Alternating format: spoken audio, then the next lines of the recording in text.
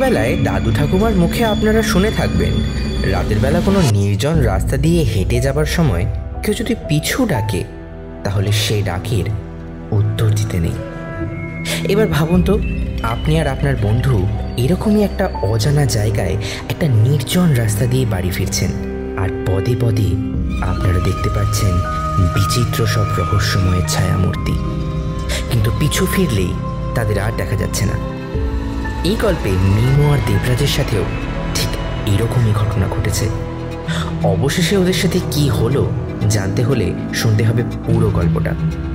নমস্কার, আমি অনিরুদ্ধ, আর আমার সঙ্গে রয়েছে চিঞ্চিত। হরেক রকম গল্প 2.0-তে আপনাদের স্বাগত। পুরনো বন্ধুদের নিয়ে আরও এক নতুন পথ চলা আর এক রাত শিহরণ জাগানো ভয়ের গল্প থাকবে আপনাদেরই জন্য। আজকের গল্প খ্যাতনামা লেখক আকাশ গুহর কলমে দেহান্তর। শুনতে থাকুন দেহান্তর।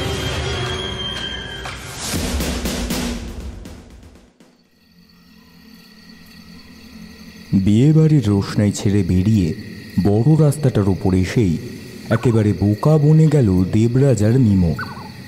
একটা বাস কিংবা ট্রেকার বা পারদ পক্ষে একটা ভ্যানও নেই। ঘড়ি দেখল চিন্তিত মুখে মিমো। সবেমাত্র রাত 8:30। এর মধ্যেই এত নিস্তব্ধ হয়ে গেল যান চলাচল। সত্যি অজপাড়াগা বটে।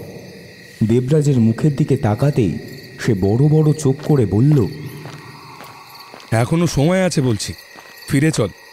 এতটা রাস্তা ওই গাড়ি ঘোড়া না পেলে হাঁটতে পারবো না, কিন্তু এই বলে দিলাম, একদম ভরা পেট। মিমো জোরে জোরে মাথা ঝাঁকালো।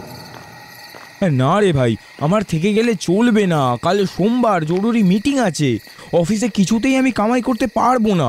তুই থেকে যা না। মিমোর এই শেষের কথাটার আসলেই কোনো মানে হয় না, কারণ সে বিলক্ষণ জানে দেবরাজ এই অজপাড়াগায় ওকে একা ছেড়ে দেবে না। তার উপর এতটা রাস্তা। ওদের বন্ধু বিপ্লবের বউ ভাচ্ছিল আজ সন্ধ্যায় এইখানে, এই হাজিপুরে, ওদের নিজস্ব বসত বাড়িতে। কলকাতা থেকে এতটা রাস্তা উজিয়ে এসেছে দুই বন্ধু তাদের আর এক বন্ধুর নিমন্ত্রণ রক্ষা করতে। ছোট করে অনুষ্ঠান করেছে।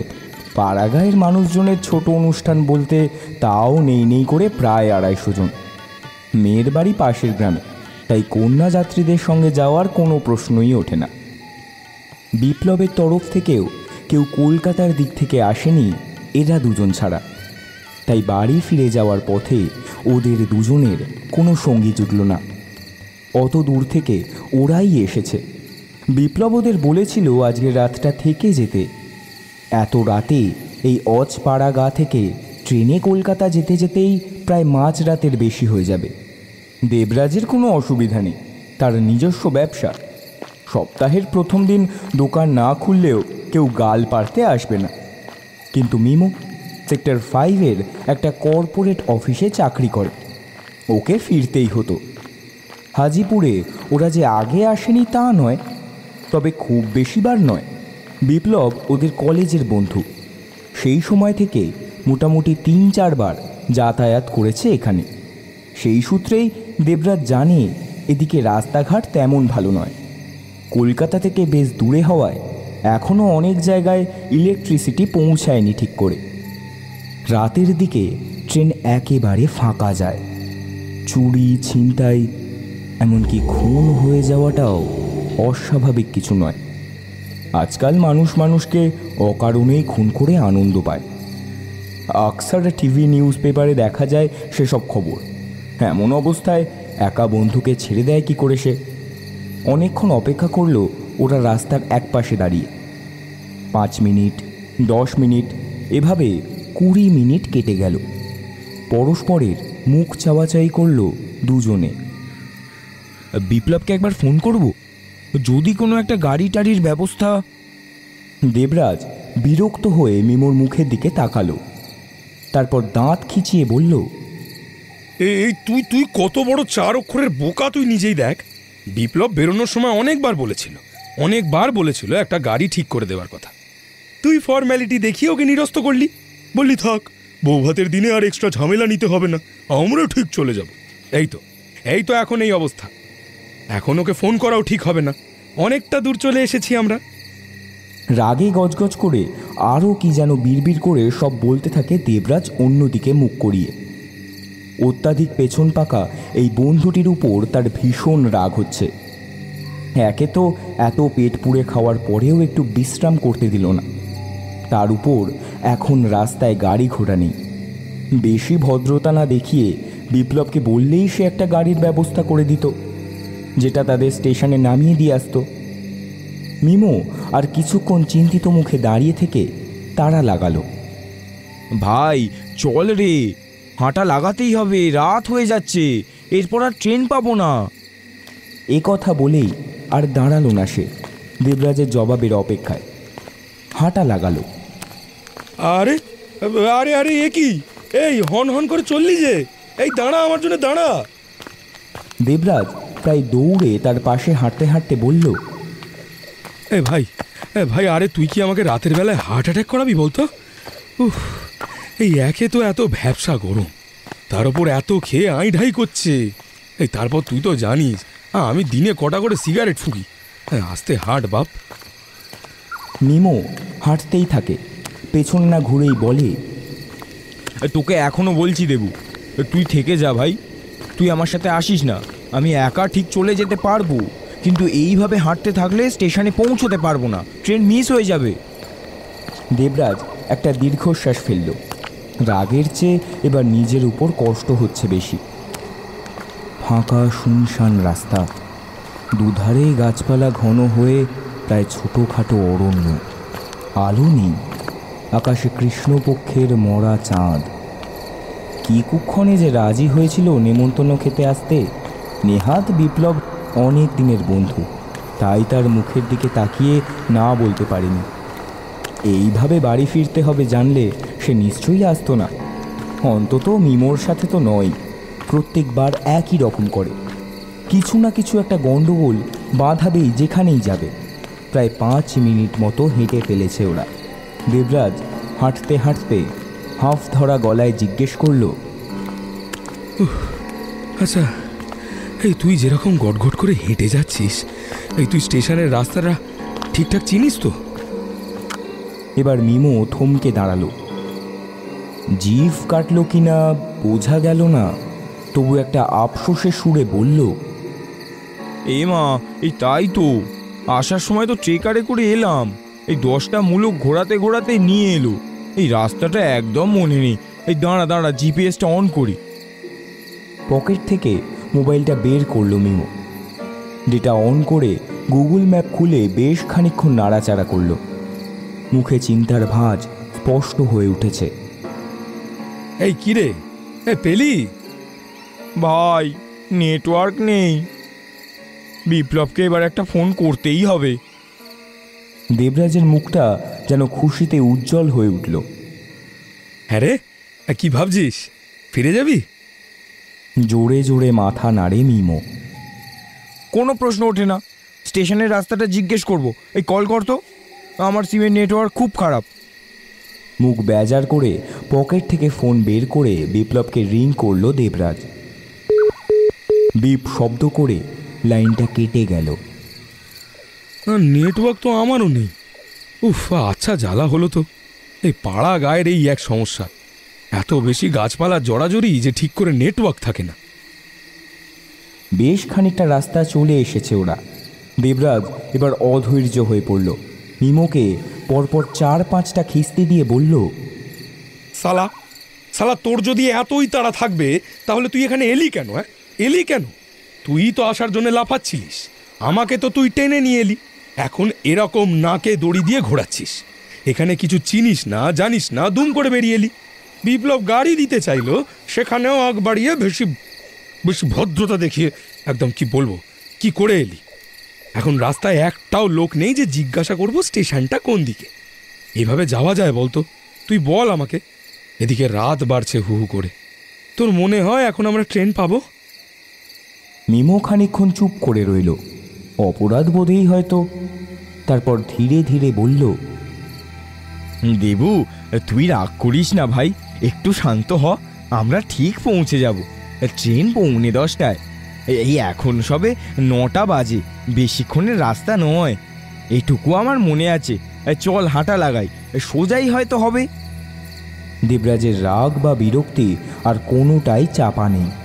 হাত উপুর করে বলল, বাহ বাহ বাহ বাহ বাহ বাহ, কি দারুণ অনুমান করেছিস। তোকে নিয়ে আর কোনোদিন কোথাও যদি আমি যাই, আমার নামে কুত্তা পুষিস তুই। এ শালা অন্য কেউ হলে এখনই তোর পেছনে একটা লাথি মেরে ফিরে যেত। পেয়েছিস আমার মতো কপাল করে একটা বন্ধু, তাই এখনো তোর সব পেঁয়াজি মুখ বুজে মেনে নিচ্ছি। চল চল হাঁটা লাগাই।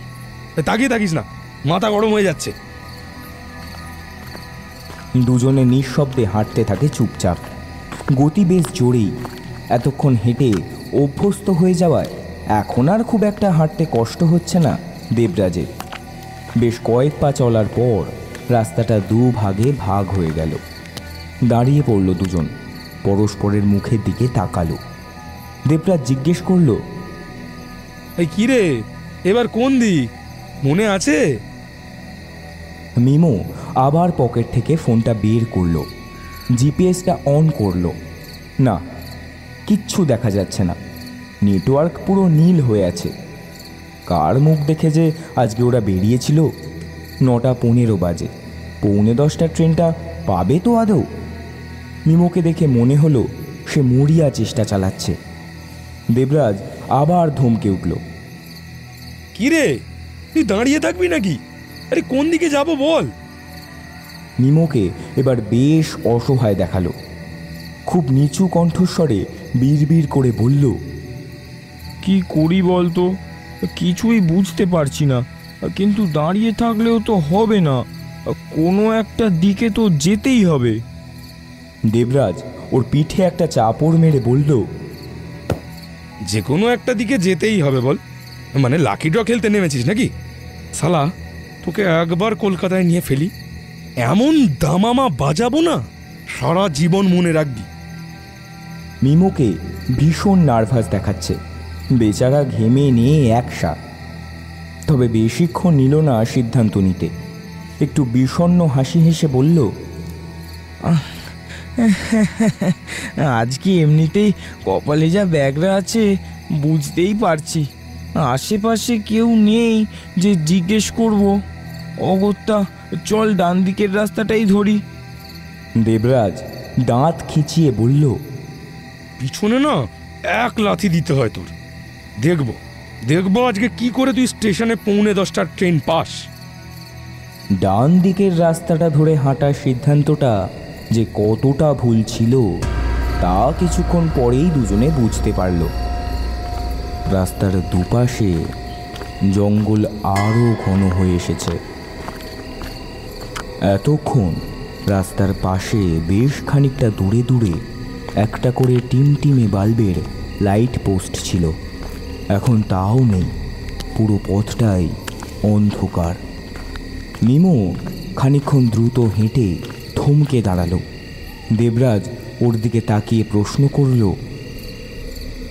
উফ, কিরে কি করবি? ফিরে যাবি?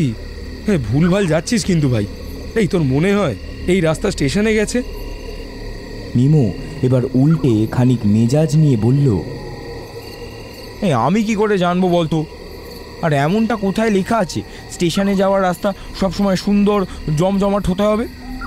নেমে যখন পড়েছিস দেখ কোথায় যাচ্ছে রাস্তাটা। আজ বাড়ি যাওয়া হবে না, আমি এমনিতেই বুঝেছি। চল চুপচাপ। বাড়িতে যাওয়া হবে না সে বোধহয় দেবরাজও বুঝতে পেরেছে, কারণ একটু আগেই ঘড়িতে দেখেছে 9:25 বাজে।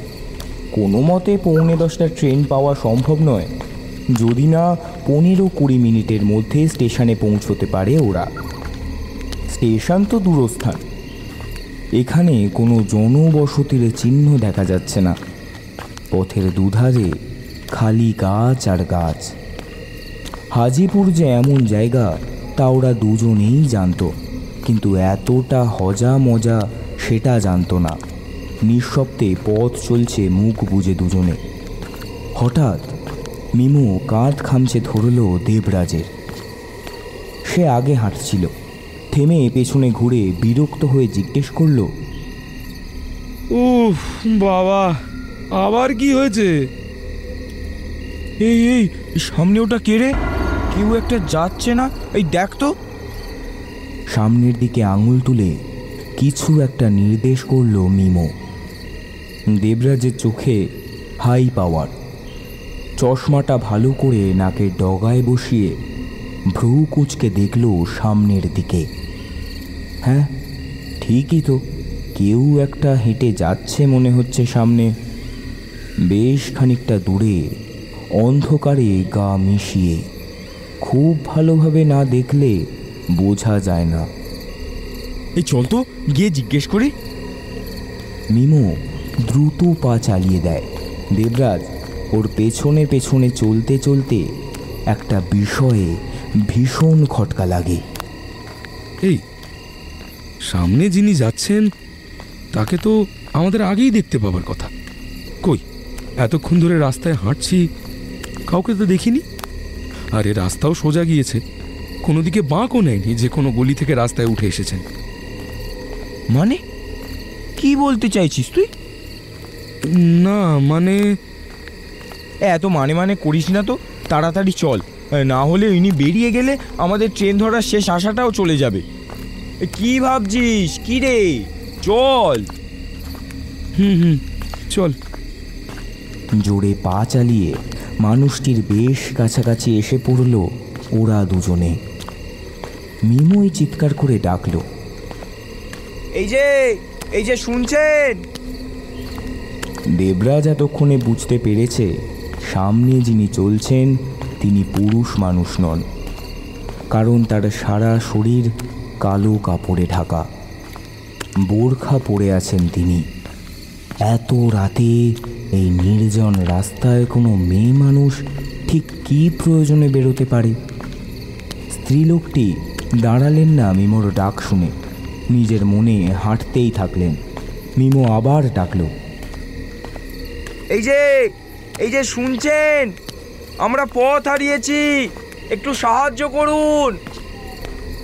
ফাঁকা রাস্তায় গম গম করে উঠল মিমোর বাজখাই গলা।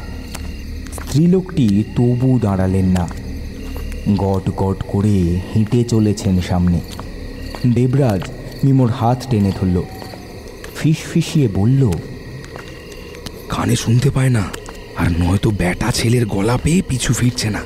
গ্রামের রাস্তা, তারপর রাতের বেলা, তার ওপর পর্দানুসীন মহিলা, বুঝতেই পারছিস। তাহলে এখন কি করব বল দেখি? দেখে তো গ্রামের মানুষ মনে হচ্ছে, জানলে ইনিই জানেন স্টেশনের সঠিক রাস্তা কোনটা। তাহলে চল চল চল, আর একটু তাড়াতাড়ি পা চালাই, সামনে যাই। পেছন থেকে এভাবে ডাকলে হয়তো সাড়া দেবেন না। দেবরাজের কথা মতোই দুজনে আবার দ্রুত পায়ে হাঁটতে শুরু করলো। হাঁটতে হাঁটতে হঠাৎ করে মিমো থমকে দাঁড়ায়, থমকে যায় দেবরাজও। দুজনেই দুজনের মুখ চাওয়াচাই করে। মিমোর মুখ থেকে অস্ফুটে বেরিয়ে এলো, যাত্তেরি, এ কি, এটা কি হলো? কোথায় গেল? এই দেবু, তুই দেখতে পাচ্ছিস? হতভম্বের মতো মাথা নাড়ে দেবরাজ। না। সত্যিই তো, এই এক মুহূর্ত আগে দুজনেই দেখল ওদের থেকে মাত্র হাত পাঁচেক দূরে হেঁটে যাচ্ছে সেই বোরখা পরা মেয়ে মানুষটা।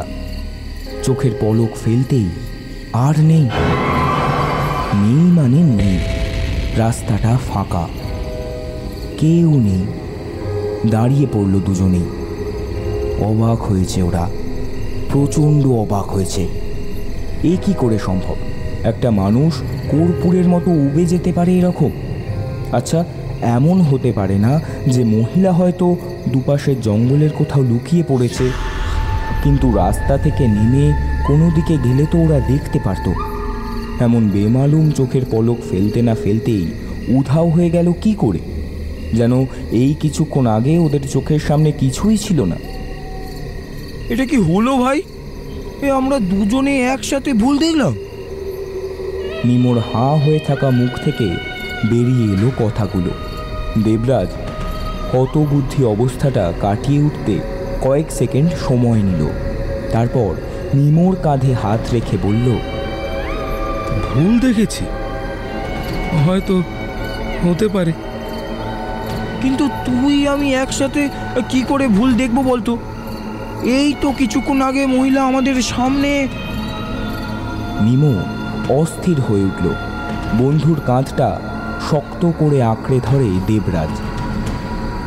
মিমো, একটা কথা বলি, ফিরে চল ভাই। আজকে তোর আর বাড়ি যাওয়া হবে না। দেখ ভাই, 9:45 অনেকক্ষণ আগেই বেজে গিয়েছে, ট্রেনও বেরিয়ে গেছে। আওয়াজ পেয়েছিস ট্রেনের হর্নের? তার মানে স্টেশন কাছাকাছি নয়, আমরা বেকার ঘুরে মরছি। বুঝতে পারছিস? আমরা ভুল রাস্তায় এসেছি ভাই। আর এগোনো ঠিক হবে না, সারা রাত না হলে ঘুরে মরতে হবে। চল ভাই, ফেরত চল।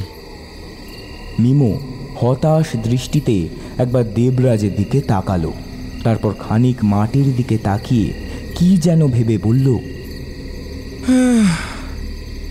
ঠিক আছে, ফিরে চল, আমারও তাই মনে হচ্ছে। উল্টো দিকে ঘুরে হাঁটা লাগালো দুজন।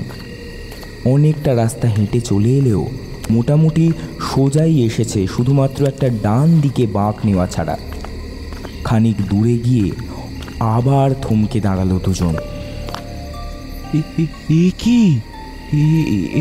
এটা তো ছিল না। দেবু, দেখ। মিমোর গলা কেঁপে গিয়েছে কথাগুলো বলতে গিয়ে। দেবরাজও যার পর নাই আশ্চর্য এবং হতভম্ব, কারণ মাত্র খানিকক্ষণ হেঁটেছে ওরা। ওদের সামনে এখন একটা 4 রাস্তার মোড়। ওদের স্পষ্ট মনে আছে যখন থেকে হাঁটছে তার মধ্যে কোনো 4 রাস্তার মোড় পড়েনি, যেন হঠাৎ করেই রাস্তার মাঝখানে উদয় হয়েছে। ডাইনে বাঁয়ে কোনো দিকে বাঁক নেই। ওরা সোজা হেঁটে এসেছে ডান হাতের রাস্তাটা ধরে। তাহলে কোথা থেকে এই 4 রাস্তার মোড় এলো? আর 4 রাস্তার মোড় যেমন জমজমাট হয়, এ তেমন নয়, কাঁচা আর পাকা রাস্তার মিলন যোগ চিহ্নের আকারে। এটা ছিল না, আরে কোনো মতেই এটা ছিল না। এই মিমো, এবার ব্যাপারটা আমার ঠিক ঠেকছে না, জানিস তো? কিছু একটা গন্ডগোল হয়েছে। শুকনো গলায় কথাগুলো বলল দেবরাজ। আমরা বোধহয় ফেরার পথটাও হারিয়েছি। কি করব এখন? এবার কোন দিকে যাব? মিমোর গলায় স্পষ্ট দুশ্চিন্তার ছাপ।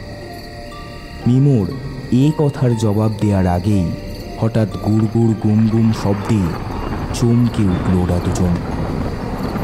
কোথা থেকে হঠাৎ করে এই গরমে এক ঝলক ঠান্ডা কনকনে বাতাস গাছপালার মাথা সরসর করে ঝাঁকিয়ে দিয়ে গেল। রাস্তায় উড়িয়ে নিল ধুলোর ঝড়।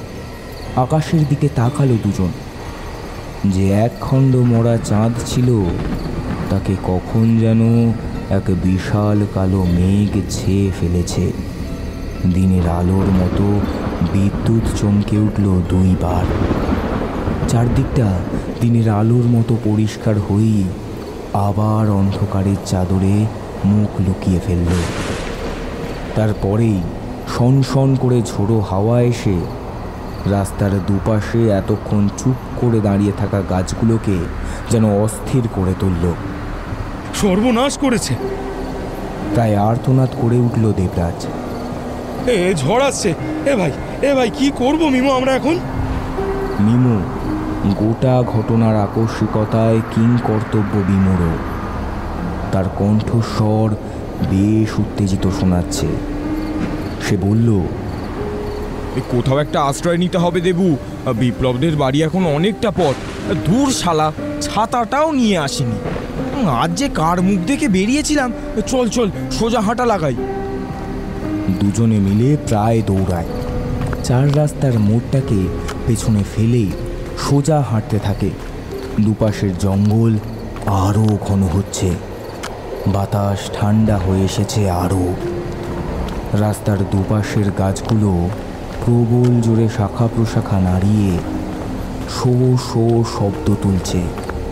গুম গুম শব্দে ডেকে উঠেছে মেঘ। যে কোনো সময় বৃষ্টি নেমে যাবে। মাঝে মাঝে রাস্তার অন্ধকার খান খান করে দিচ্ছে ছুরির ফলার মতো বিজলি। পাড়াগাঁয়ের আধ পাকা রাস্তা, ধুলো উঠছে হাওয়ার সাথে। চোখ খুলে সামনে এগোনোই মুশকিল। মিমো দাঁড়িয়ে পড়ে বলল, না রে দেবু, এভাবে এভাবে আর এগোনো যাবে না। কোথাও একটা মাথা গুঁজতেই হবে। দেবরাজ চিন্তিত স্বরে বলল, কিন্তু আশেপাশে তো কোনো বাড়িঘর দেখছি না, চারিদিকে শুধু গাছ। গাছের তলায় তাহলে ডাল ভেঙে মারা পড়বো, রাস্তায় থাকলে বাজ পড়ে মরবো। ওফ, কেন যে তোর কথা শুনে বের হতে গেলাম রাস্তায়, আর পারছি না। 2-1 ফোঁটা বৃষ্টি তীরের ফলার মতো নেমে এলো মাটিতে।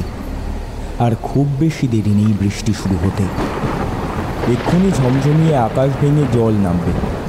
কর্কট শব্দ করে বাজ পড়ল অদূরেই কোথাও। কানে তালা লেগে যাওয়ার মতন জোগাড়।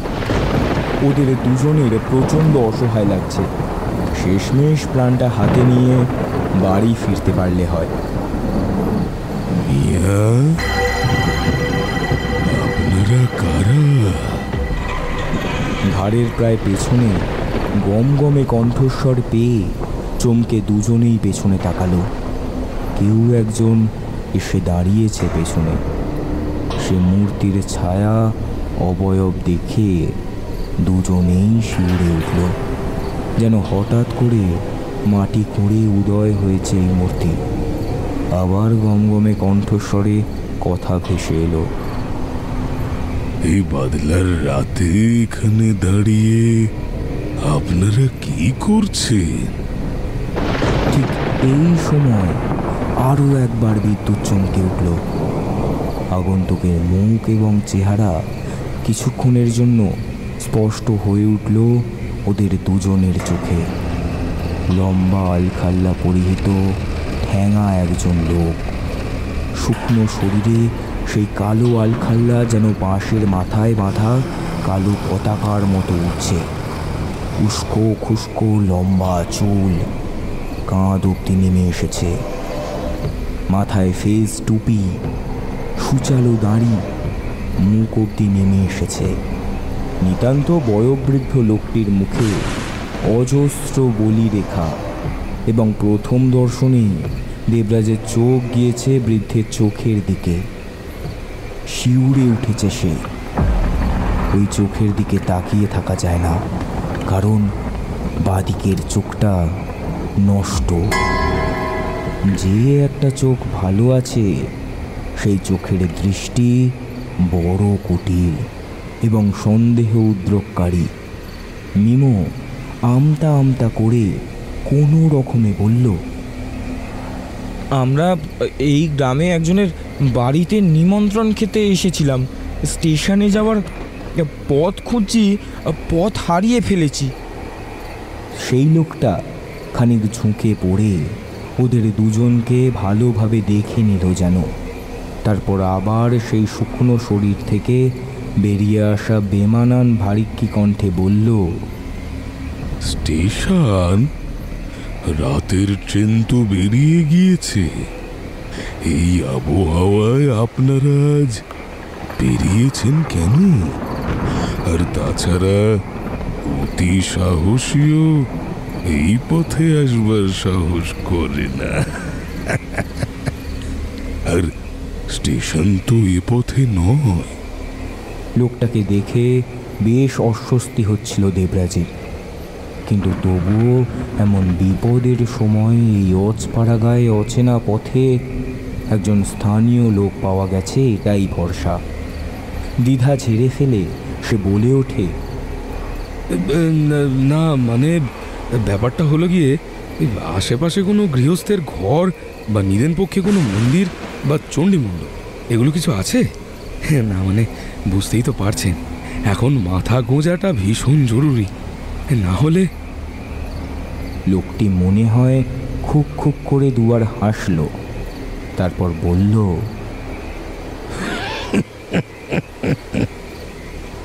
এখানে কোনো লোক বসতি নেই মিয়া, কিন্তু খানিক এগিয়ে এই জঙ্গলের মধ্যে একটা পুরনো মাজার আছে। আমি ওখানেই থাকি। ফকির মানুষ, আপনারা ওখানে রাত কাটাতে পারেন। এই ঝড় জলের মধ্যে আর দাঁড়িয়ে থাকবেন না। আসুন, আসুন আমার সঙ্গে।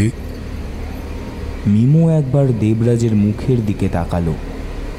মুখে একটা নিমরাজি ভাব স্পষ্ট। দেবরাজ নিজেও বুঝতে পেরেছে সেটা। সে নিজেও এই ভীতিপ্রদক চেহারার লোকটার সঙ্গে কোথাও যেতে রাজি নয়, কিন্তু তবু করার কিছু নেই। হাতের লক্ষ্যে এখন পায়ে ঠেললে আরও বড় বিপদে পড়তে হবে। ছোট ছোট ধারায় বৃষ্টি পড়তে আরম্ভ করেছে। দেবরাজ একটুও ইতস্তত না করে বলল, ধন্যবাদ, ধন্যবাদ, আন্তরিক ধন্যবাদ আপনাকে। হ্যাঁ, খুব ভালো হয়। চলুন তাহলে। আলখাল্লা পরা লোকটি গট গট করে হেঁটে এগিয়ে গেল। পেছনে ঘুরে একবার কেবল বলল, আসুন, আমার পেছন পেছন আসুন। দেবরাজ এগোতেই মিমো একবার হাত চেপে ধরল বন্ধু। চোখে জিজ্ঞাসু দৃষ্টি। দেবরাজ ফিসফিসিয়ে বলল, পায়তারা মারিস না তো, এখানে দাঁড়িয়ে থাকলে এমনিই মারা পড়বো। তার চেয়ে চুপচাপ চল।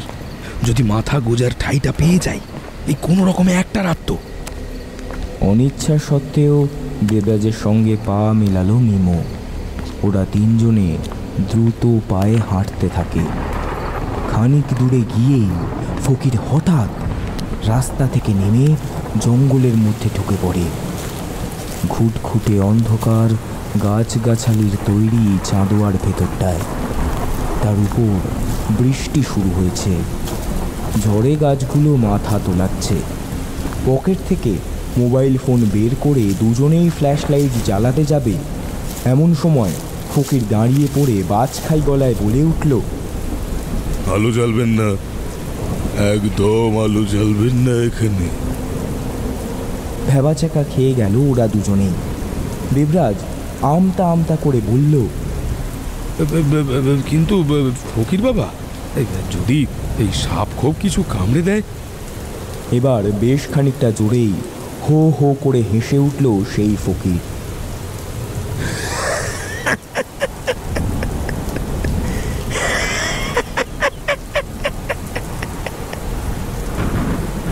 বড্ড গা গোলানো, কান ইঁটো করা হাসি। হাসি থামিয়ে বলল, সামনে খোদার ঘর, পীর রহমতুল্লাহর মাজার। এখানে কোনো সাপ বা বন্য জীবজন্তু আপনাদের ক্ষতি করতে পারবে না। নিশ্চিত হয়ে আসুন আমার সাথে। অদ্ভুত লোকটা, অদ্ভুত সব কথাবার্তা। বাধ্য হয়েই নিরস্ত হতে হলো দুজনকে। অন্ধকারেই গাছপালার মধ্যে দিয়ে পা বাঁচিয়ে গা বাঁচিয়ে হোঁচট খেতে খেতে চলল ওরা দুজন। ভয়ে ভয়ে সাবধানে চতুর্দিকে দৃষ্টি রাখতে হচ্ছে। এই বুঝি গাছের ডাল ভেঙে পড়ল, কিংবা কোনো বিষাক্ত সাপ ছোবল দিল। দামি জামা কাপড় পরে এসেছিল ওরা, সেসবের সর্বনাশ অনেকক্ষণ আগেই হয়ে গিয়েছে। বৃষ্টির ফোঁটা তীরের মতো গাছপালার মধ্যে দিয়েও এসে গায়ে বিচ্ছে। অঝোরে বৃষ্টি নেমেছে চড়াচড়ে। এমনভাবে বেশ খানিকক্ষণ চলার পর হঠাৎ ফকির থামলেন। গাছগাছালির মধ্যে স্তূপীকৃত একটা জায়গা। অন্ধকারে ঠাউর হচ্ছিল না। কাছে গিয়ে বোঝা গেল এটাই সেই মাজার। কোনো রকমে ভেঙে চুড়ে জঙ্গলের মধ্যে দাঁড়িয়ে আছে একটা স্তূপ অতিকায় দৈত্যের মাথার মতো। দুপাশের দুই মিনার ভেঙে কালের গর্ভে বিলীন হয়ে গিয়েছে কবে। অতীতকালে এর কী রং ছিল এখন তা বোঝা মুশকিল। অন্ধকারে তো আরোই দুষ্কর। থম মেরে জঙ্গলের মাটিতে দাঁড়িয়ে ভগ্ন প্রায় মাজার শরীফ। ভেতরে ঘুটঘুটে অন্ধকার। ফকির এগিয়ে গেল সেই জঙ্গলাকীর্ণ ভগ্ন স্তূপের দিকে। উঁচু গলায় ডাকলো দুজনকে। আসুন আসুন, পীর রহমতুল্লাহর মাজারে আপনাদের খুশামদীদ। সালা এমনভাবে বলছে যেন এটা ফতেপুর সিকরি, আর এ বেটা আকবরের কোনো বংশধর। মিমো কুনুই দিয়ে ঠেলা মারলো তাকে, ঠোঁটে আঙুল রেখে বলল, চুপ কর। একটু আগে আমাকে না বলছিলিস যা পেয়েছি তাই নিয়ে খুশি থাকতে? ভেতরে চল, আর কোনো উপায় নেই। প্রবল অনিচ্ছার সত্ত্বেও অনেক দোনামোনার পর শেষমেশ ভেতরে ঢুকে এলো ওরা। জঙ্গলের রাস্তার তুলনায় মাজার শরীফের ভেতরটা তুলনামূলক পরিষ্কার। বাইরে থেকে দেখে যতটা মনে হচ্ছিল ততটা জংলা নয়, বেশ বড় মাজারটা। মাজার যেমন হয় তেমনই, মাঝখানে বিরাট সমাধিসৌধ, চারপাশে দেওয়াল দিয়ে ঘেরা। তবে সমাধি কক্ষ বাদেও বড় বড় দুটো ঘর রয়েছে ভগ্নপ্রায় মাজারটিতে। তারই মধ্যে একটাতে ওদের দুজনকে নিয়ে গেল বৃদ্ধ ফকির। বাইরে তখন আকাশ ভেঙে বৃষ্টি নেমেছে, সেই সঙ্গে কর্কশ বজ্রপাতের আওয়াজ, তার সঙ্গে যোগ হয়েছে ঝড়ের তাণ্ডব। অবর্ণনীয় অপার্থিব এক পরিবেশ। গাছগাছালির সমারোহে প্রবল বৃষ্টির সাথে তৈরি হয়েছে কুহেলিকা। ঠান্ডায় হি হি করে কাঁপছে ওরা দুজন। জামা কাপড় গায়ের সঙ্গে লেগে গেছে বৃষ্টিতে ভিজে। ফকির ওদেরকে ঘরের মেঝেতে একটা চাটাই পেতে বসতে দিল, তারপর বলল, আপনারা এখানে তশরিফ রাখুন, আমি আলো নিয়ে আসি। ফকির বেরিয়ে গেল। ফিরে এলো খানিকক্ষণ পরে, হাতে কেবলমাত্র একটা জ্বলন্ত মোমবাতি। মোমবাতিটা এনে ঘরের এক কোণে রাখার সময় আরও একবার দেবরাজ দেখল ফকিরের মুখটা। এমনভাবে ভাবতে নেই, তবু কি কুৎসিত দেখতে লোকটাকে। অন্ধ চোখটা সাদা ঘোলাটে, আলাদা করে মণি এবং সাদা অংশ বোঝার উপায় নেই। তবুও দেখে যেন মনে হয় ওই চোখ দিয়ে সব দেখতে পারেন উনি। চোখের দৃষ্টি বড্ড বেশি মর্মভেদী। মোমবাতিটা এক কোণে রেখে ফকির উঠে দাঁড়িয়ে বলল, আপনারা একটু অপেক্ষা করুন, আমি কিছু খাবার আর শুকনো গামছা দিয়ে যাচ্ছি। দুজনেই একসাথে প্রতিবাদ করে উঠল, ফকির বাবা, আপনি আমাদের জন্য যা করেছেন তা অনেক। দয়া করে আর ব্যস্ত হতে হবে না, আমরা খেয়ে দেই বেরিয়েছিলাম, এখন আর কিচ্ছু খাবো না। অদ্ভুত একটা হাসি হাসল বৃদ্ধ ফকির। তারপর বললেন,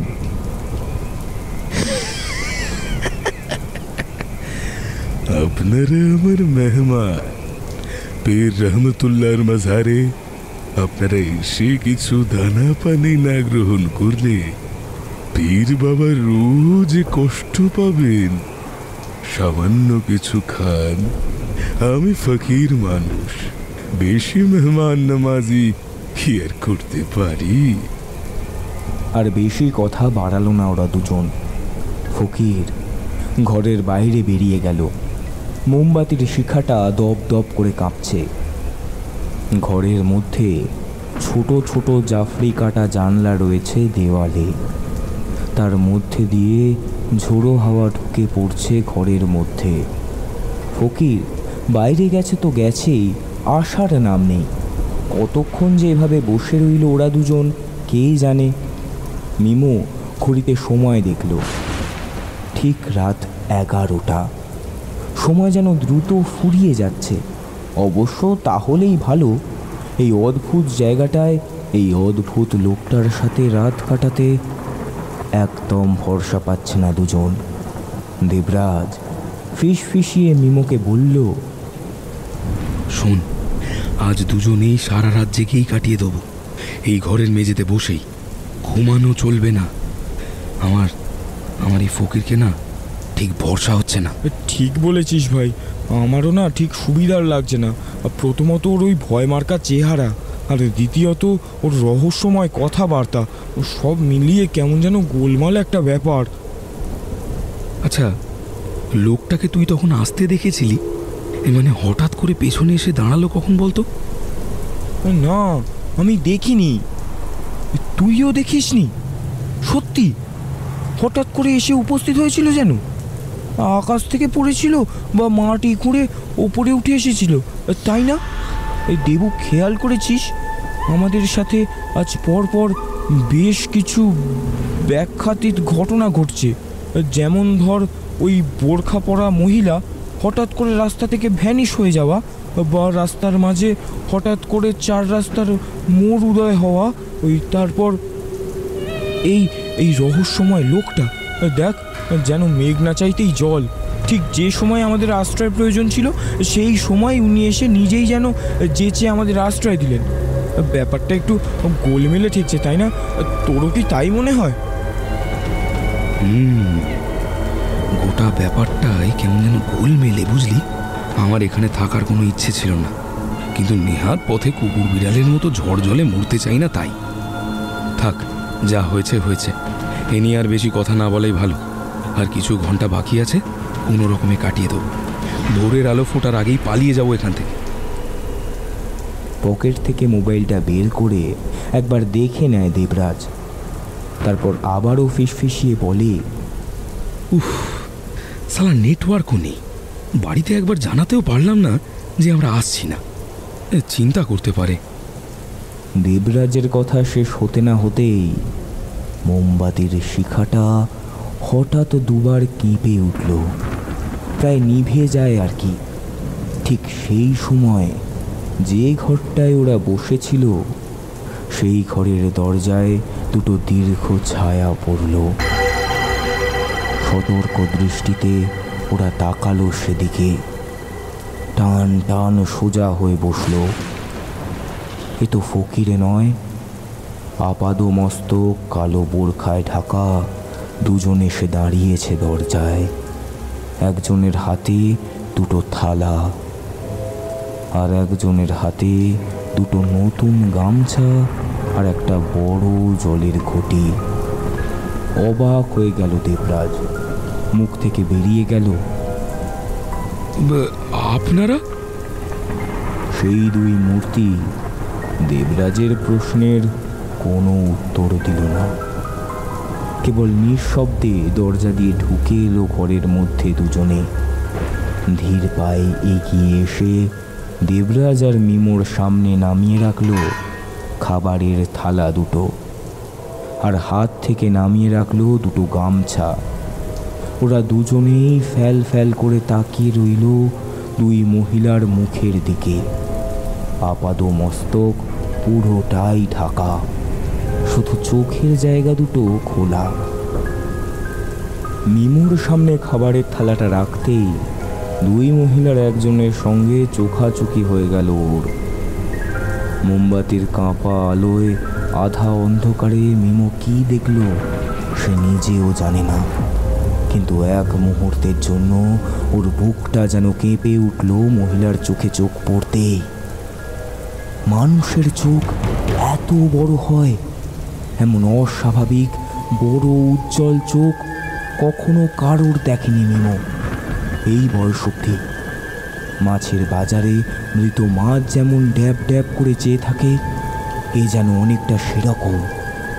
চোখের দুই প্রান্ত যেন মুখ ছাড়িয়ে বাইরে বেরিয়ে গিয়েছে, সাবেকি দুর্গা প্রতিমার মতো। এটুকুই দেখার অবকাশ পেল মিমো। থালা গামছা নামিয়ে দুজন মহিলা আবার ধীর পায়ে হেঁটে বেরিয়ে গেল দরজা দিয়ে।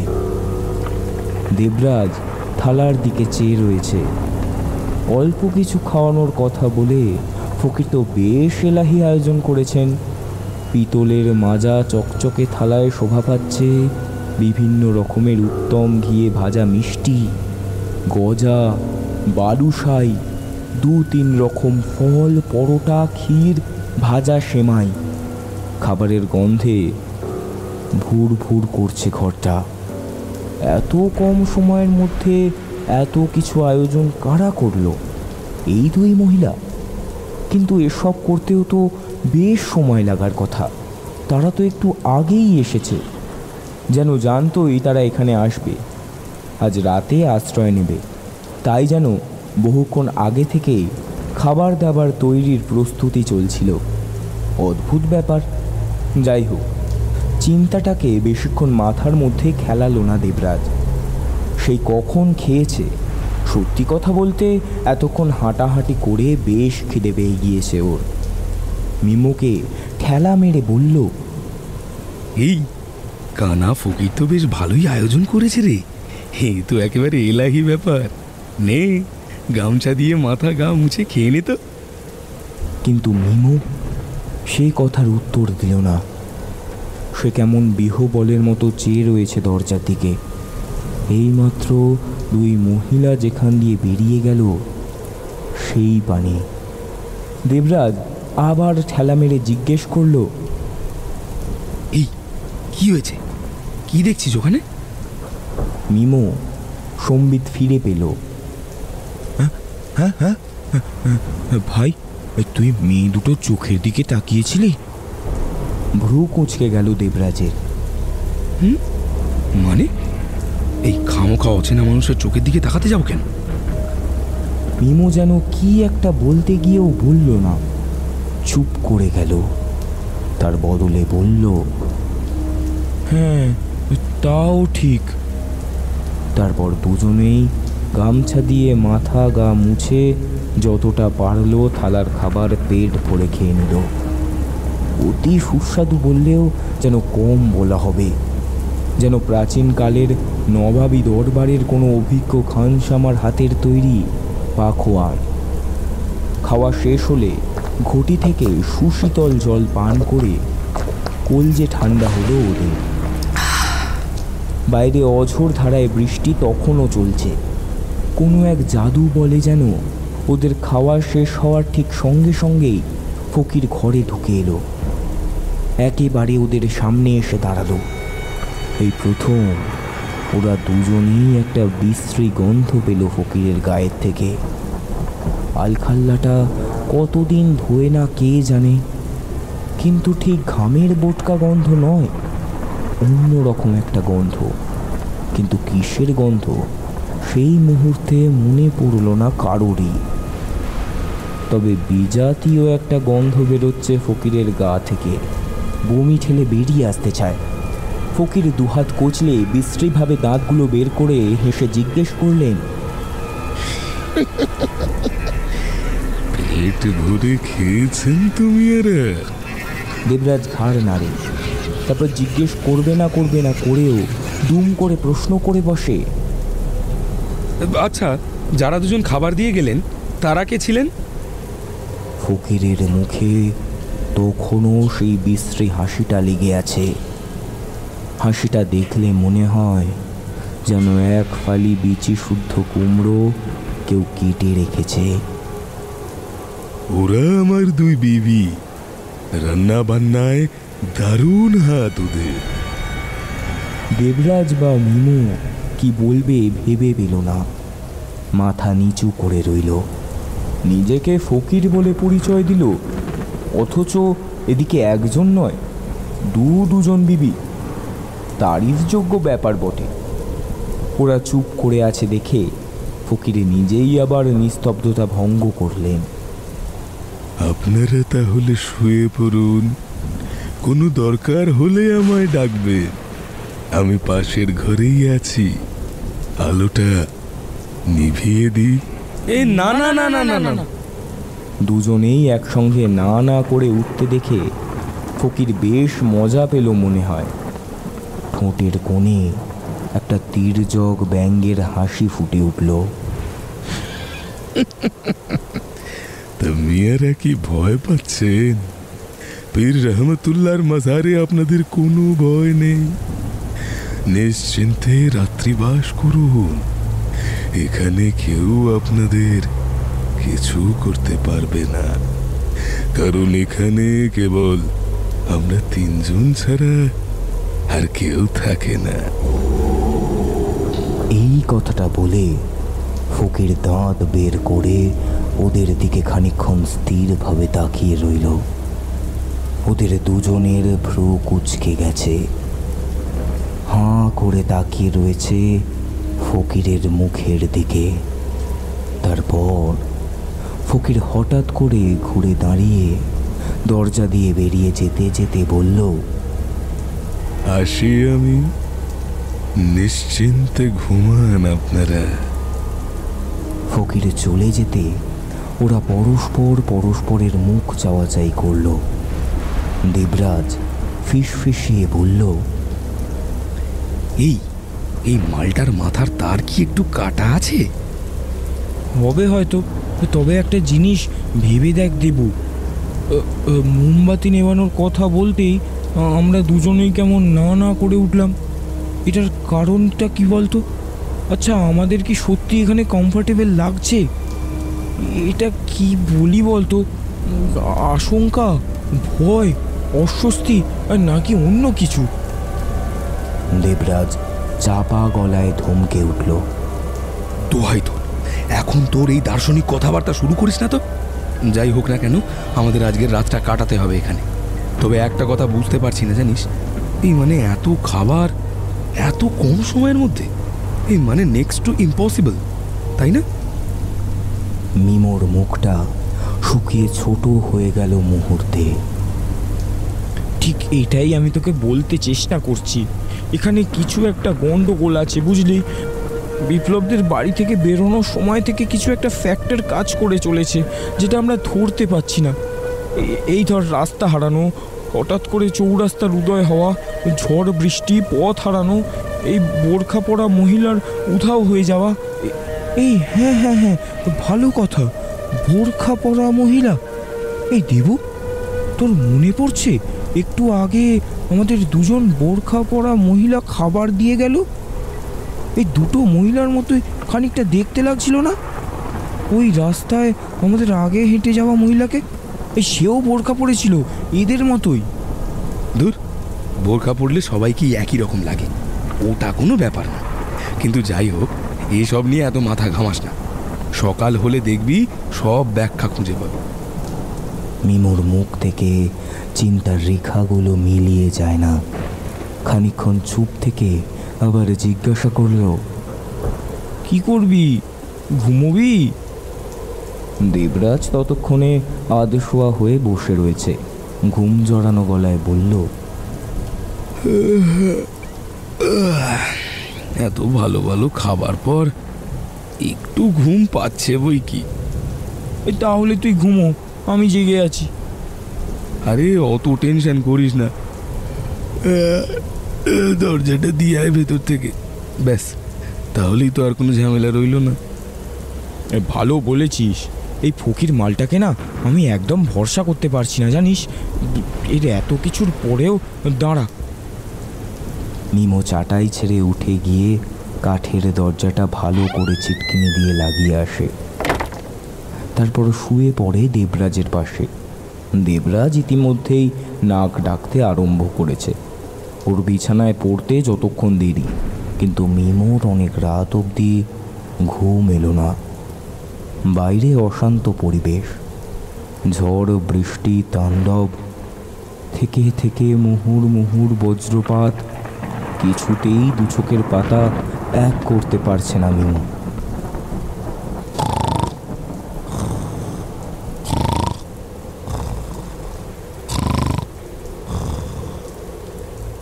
এত আওয়াজের মধ্যে মালটা কি করে এমন নাক ডেকে ঘুমোচ্ছে কি জানি। তোর ভালো লাগছে না, কখন যে সকালটা হবে। উসখুস করেই অনেকটা সময় পার হয়ে গেল মিমোর। বাইরে এক নাগাড়ে বৃষ্টি পড়ে চলেছে। জল পড়ার একঘেয়ে শব্দ ছাড়া আর কিছুই নেই। এইভাবে কতক্ষণ কেটেছে মিমোর ঠিক খেয়াল নেই। চোখের পাতায় অল্প অল্প ঘুম নামা শুরু করেছে। বাইরে তখনও বৃষ্টি পড়ার আওয়াজ শোনা যাচ্ছে, কিন্তু হঠাৎ সেই শব্দ ছাপিয়ে অন্য কোনো একটা শব্দ মিমোর চোখের পাতায় একটু একটু করে নেমে আসা ঘুমটাকে আবার ছুটিয়ে দিল। চাটাইয়ের ওপর উঠে বসল ও।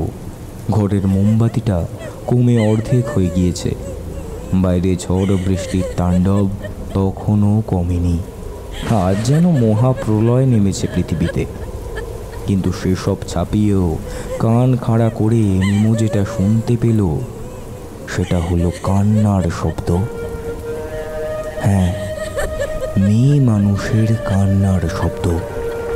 বুক চাপড়ে চাপড়ে ফুঁপিয়ে বিলাপ করে কেউ যেন কাঁদছে আশেপাশেই কোথাও। চাটাই ছেড়ে উঠে পড়ল মিমো। এ কি, এত রাতে মহিলার কান্নার আওয়াজ? এই মাজারে মেয়ে মানুষ বলতে তো ফকিরের দুই বিবি। এ কি ব্যাপার? কোনো বিপদ আপদ হলো না তো? পা টিপে টিপে দরজার কাছে এসে দাঁড়ায় মিমো। হ্যাঁ, ভুল শোনেনি সে। ঝড় বৃষ্টির শব্দ ছাপিয়ে একটা চাপা কান্নার শব্দ ভেসে আসছে কোথা থেকে। হ্যাঁ, ওটা তো কান্নারই আওয়াজ। ফকির তো যাওয়ার সময় বলে গিয়েছিল যে পাশের ঘরে আছে। এই আওয়াজ পাশের ঘর থেকে আসছে না তো? বুঝতে পারছি না আমার কি করা উচিত। বেরিয়ে দেখা উচিত? না না না না, অতিথি হয়ে কোনো অনধিকার চর্চা করে ফেলবো না। থাক, শুয়ে পড়াই সমীচীন। যা হয়েছে হয়েছে, তাদের নিজেদের ব্যাপার, তারা বুঝবে। এই ভেবে মিমো ফিরে আসছিল, কিন্তু কান্নার শব্দটা আরও বেড়ে গেল যেন, এবং সেই সঙ্গে আরও একটা কণ্ঠস্বর যোগ দিল। অবশ্যই নারী কণ্ঠস্বর। দুজন মিলে একসঙ্গে কাঁদছে এমন বিলাপ করে। কি কারণ হতে পারে? মিমোর বুক দূর দূর করতে লাগলো। অবশ্যই কোনো বিপদে পড়েছে। কি করব? দেবরাজকে ডাকবো নাকি একাই গিয়ে দেখব? মেঝেতে ঘুমন্ত দেবরাজের দিকে একবার তাকালো। গভীর ঘুমে চিত হয়ে শুয়ে নাক ডাকছে। ওকে এখন ডেকে তোলা প্রায় অসম্ভব। খুব ধীরে দরজার ছিটকিনি খুলে বাইরে বেরিয়ে এলো। পকেট থেকে মোবাইলটা বের করে জ্বালালো ফ্ল্যাশ লাইটটা। দরজা খুলে বেরোনোর সঙ্গে সঙ্গে বৃষ্টির শীতল ঝাপটা হাড় অবধি কাঁপিয়ে দিল ওর। মাজার শরীফের উঠোনটা ভেসে যাচ্ছে বৃষ্টির জলে। মোবাইলের সময়টা দেখে নিল, রাত 2:32। সারা রাত এভাবে বৃষ্টি হলে বন্যা হয়ে যেতে বেশিক্ষণ সময় লাগবে না। মোবাইলটা এদিকে ওদিকে ঘোরালো ও। একটা লম্বা করিডোরের মতো জায়গা, অনেকটা স্কুল বাড়ির মতো। মাঝখানের উঠানে সেই সমাধি কক্ষ। করিডোরের মতো জায়গাটা একেবারে শেষ প্রান্তে আর একটা দরজা দেখা যাচ্ছে। সেদিকে এগিয়ে গেল মিমো। কান্নার শব্দটা কি ওদিক থেকেই আসছে? দরজাটার সামনে গিয়ে কান পাতল দরজার উপর। না, ভেতরে কেউ আছে বলে তো মনে হচ্ছে না। তবে এই মাজারে আর একটা ঘরই আছে, সেটা হলো সমাধি কক্ষ। এত রাতে মাজারের সমাধি কক্ষে বসে কেউ কেন কাঁদবে? খানিক অস্বস্তি হলো মিমোর। তবুও কান্নার শব্দটা লক্ষ্য করে পা টিপে টিপে সে নেমে এলো উঠোনে। সমাধি কক্ষের বারান্দায় এক লাফে উঠে এসে সে বুঝতে পারল তার ধারণাই ঠিক। এখান থেকেই কান্নার শব্দটা আসছে। বেশ বড় সমাধি কক্ষ। সে পেছন দিক দিয়ে উঠে দুটো দেওয়াল ঘুরে সামনের দরজাটার কাছে এসে দাঁড়ালো। সবুজ রঙের কাঠের দরজা, ভেজিয়ে রয়েছে, অথচ ওরা আসার সময় দেখেছিল বাইরে থেকে তালা বন্ধ। ঝোড়ো হাওয়ায় ভারী কাঠের পাল্লা নড়ে যাওয়ায় দাঁতের মতো সামনে পেছনে দোলা খাচ্ছে মাঝে মাঝে। দরজার পাল্লায় হাত ঠেকানোর আগে একবার ইতস্তত বোধ করল মিমো। সত্যিই কি তার ঢুকে পড়াটা উচিত হবে? আচ্ছা, ফকিরে যদি কোনো রকম আপত্তিকর অবস্থায় থাকেন তবে হয়তো এ কান্নার শব্দ নয়, বৃষ্টির রাতে এমন মোহময়ী পরিবেশে হয়তো ফকির তার দুই বিবির সঙ্গে যৌন লীলায় মগ্ন হয়েছে।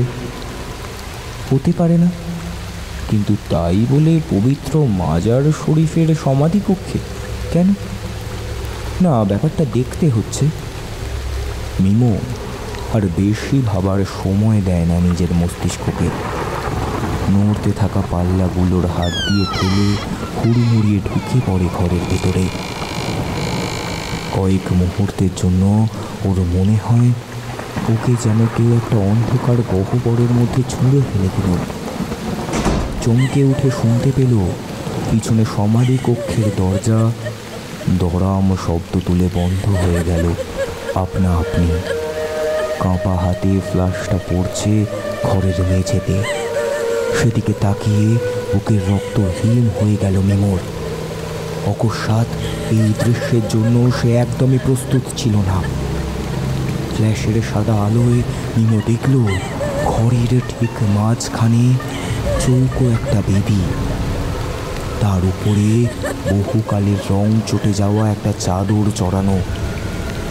পীরের কবর, যেমনটা সব মাজারে থাকে, কিন্তু সেই কবরের ওপর শুয়ে রয়েছে অন্য একটা দেহ। কালো আলখাল্লা পরা শুকনো একটা দেহ। অন্ধ ফকির, তার চোখ দুটো খোলা। মাজারের সিলিংয়ের দিকে তাকিয়ে কি একটা দেখে যেন ভীষণ ভয় পেতে গিয়ে প্রাণটা বেরিয়ে গিয়েছে তার। মুখটা হাঁ করে খোলা, তার মধ্যে থেকে গল গল করে বেরিয়ে আসছে রাজ্যের যত পোকামাকড়। আর কবরটার দুপাশে বোরখা পরা দুজন নারী বসে ইনিয়ে বিনিয়ে কেঁদে চলেছেন, সুর করে বুক চাপড়ে। মিমো ঢুকে পড়ায় তাদের কান্না বন্ধ হলো। দুজনেই একযোগে তাকালো মিমোর দিকে। সেই দৃষ্টি, সেই প্রসারিত চক্ষু যুগলের শরীর ঠান্ডা করে দেওয়া দৃষ্টি। দুজনের চোখ একই রকম, অস্বাভাবিক বড়, স্ফীত ও মুখমণ্ডলের বাইরে প্রসারিত। মিমো আর্তনাদ করে উঠল। ঠিক সেই মুহূর্তে কবরের ওপর শোয়ানো মরাটা অর্থাৎ অন্ধ ফকিরে তড়াক করে লাফ দিয়ে উঠে বসল কবরের উপর। ঘাড় ঘুরিয়ে তাকালো মিমোর দিকে। তারপর কান চিরে দেওয়া কর্কশ অপার্থিব কণ্ঠে চিৎকার করে উঠল, তোকে বারণ করেছিলাম না, তোকে বারণ করেছিলাম না কৃত্রিম আলো জ্বালাতে। এই কথা বলার সাথে সাথে কতক পোকামাকড় দলা পাকিয়ে ছিটকে পড়ল মেঝেতে। মিমো ধপ করে মাটিতে বসে পড়ল। ফোনটা হাত থেকে পড়ে বন্ধ হয়ে গেল। আর দ্বিতীয়বার আর্তনাদ করে ওঠার আগেই সেই ফকিরের মৃতদেহটা টুলতে টুলতে উঠে দাঁড়িয়ে এসে খপ করে চেপে ধরল মিমোর গলা। কি শক্ত সেই হাতের চাপ, কি ঠান্ডা ফকিরের হাতের স্পর্শ। চোখে মুখে অন্ধকার দেখার আগে মিমো বুঝতে পারল ফকিরের গায়ের থেকে যে গন্ধ ওরা দুজন পেয়েছিল সেটা কিসের গন্ধ। বাসি মরার গন্ধ, মাংস পচা গন্ধ।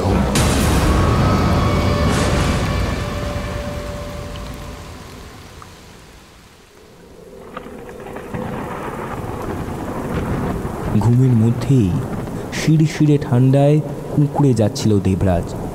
দু একবার ঘুমটা পাতলাও হয়ে এসেছিল ঠান্ডার কারণে। শেষমেশ ঘুম ভেঙে উঠেই বসল। ঘুমের চটকাটা ভাঙতেই দুটো জিনিস তৎক্ষণাৎ চোখে পড়ল ওর। ঘরের মোমবাতিটা জ্বলতে জ্বলতে শেষ হয়ে গিয়েছে কিংবা নিভে গিয়েছে। ঘরটা ঘুটঘুটে অন্ধকার। দ্বিতীয়ত পায়ের দিকের জায়গাটা হাঁ করে খোলা। দমকা জলো হাওয়া হু হু করে ঢুকছে ঘরের মধ্যে, তাই এত শীত করছিল। ঘুম জড়ানো গলায় পাশে শোয়া মিমোকে ডাকলো, এই মিমো, এই দরজাকে খুললো রে? কিরে? কোনো সাড়া নেই। হাতরে মোবাইল খুঁজে ফ্ল্যাশ অন করে দেবরাজ আবিষ্কার করল চাটাইতে সে একাই শুয়ে আছে, পাশে মিমো নেই। লাফ দিয়ে উঠে দাঁড়ালো দেবরাজ, মোবাইলটা ঘরের চারিদিকে বোলালো। না, মিমো কোথাও নেই। স্ক্রিনে টাইম দেখল, রাত 3টে বাজে। এত রাতে দরজা খুলে রেখে ছেলেটা গেল কোথায়? তারপরই মাথায় টনক নড়ল দেবরাজের। আরে, প্রকৃতির ডাকে সাড়া দিতেই তো যেতে পারে, এত চিন্তা করার কি আছে? নিজের হাত দিয়ে নিজের মাথাতেই একটা চড় মারল দেবরাজ। আসলে পরিবেশটাই এমন, খারাপটাই আগে ভাবতে বাধ্য করে। শান্ত হয়ে বসে পড়ল চাটাইয়ের উপর। এখন অপেক্ষা করা ছাড়া কোনো উপায় নেই। এই দরজাটা না বন্ধ করলে ঠিক ঘুম আসবে না। যা ঠান্ডা হাওয়া আসছে, কিন্তু আর ঘুমিয়েই কাজই বাকি। 3টে বেজে গিয়েছে, আর 1.5 ঘন্টার মধ্যে ভোরের আলো ফুটবে। না থাক, আর ঘুমিয়ে কাজ নেই, বসে বসেই কাটিয়ে দেবো। 10 মিনিট, 15 মিনিট, প্রায় 20 মিনিট ধরে একই জায়গায় বসে রইল দেবরাজ। কিন্তু কই, মিমো তো আসছে না। আরে গেল কোথায় ছেলেটা? এতক্ষণ সময় লাগে নাকি? ফোনটা খুলে মিমোর নম্বরটা ডায়াল করলো দেবরাজ। যদি নেটওয়ার্ক এসে থাকে দেখা যাক। The number you are trying to call is currently not reachable. Please try again later. Phone switched off. কি ব্যাপার? আবার একটা আশঙ্কা মাথা চাড়া দিয়ে উঠল দেবরাজের। উঠে দাঁড়ালো সে, মোবাইলের ফ্ল্যাশটা জ্বালিয়ে বাইরে বেরিয়ে এলো দরজা দিয়ে।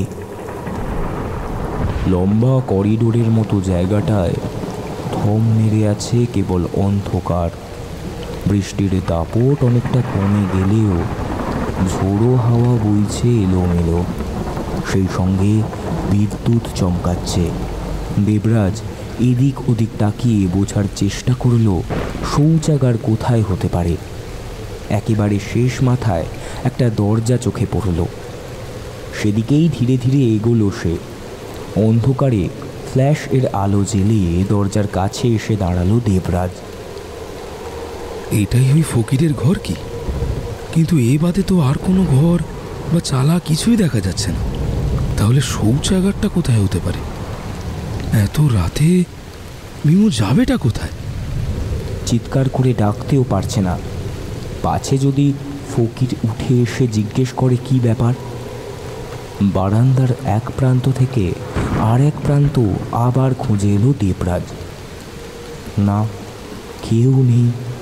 এমনকি আসবার পথে ওরা যে ঘরটায় ছিল সেখানে উঁকি দিয়ে এলো। না, এখনো ফেরেনি ঘরে, গেল কোথায়? এবার আর ইতস্তত করল না দেবরাজ। দ্বিতীয় ঘরের দরজাটার সামনে এসে জোরে জোরে কড়া নাড়ল। কোনো সারা শব্দ নেই। খানিক গলা চেঁচিয়ে হাঁক দিল, ফকির বাবা, ফকির বাবা, ও ফকির বাবা, ভিতরে আছেন? ফকির বাবা। কেউ সাড়া দিল না। হঠাৎ ওর চোখ পড়ল দরজার হাতলের দিকে। মানুষ আতঙ্কিত হলে বা কোনো কারণে বিচলিত হলে চোখের সামনে থাকা খুব স্পষ্ট জিনিসও দেখতে ভুল করে। এতক্ষণে দেবরাজ খেয়াল করল দরজাটা বাইরে থেকে দেওয়া, জং ধরা একটা হ্যাশ বোল্ট লাগানো কাঠের পাল্লার উপরে। কি মনে হতে সেটা টান মেরে খুলে ফেলল দেবরাজ। দরজাটা খুলে যেতে এক রাশ ধুলো মাকড়সার জাল মুখের ওপর হামলে পড়ল ওর।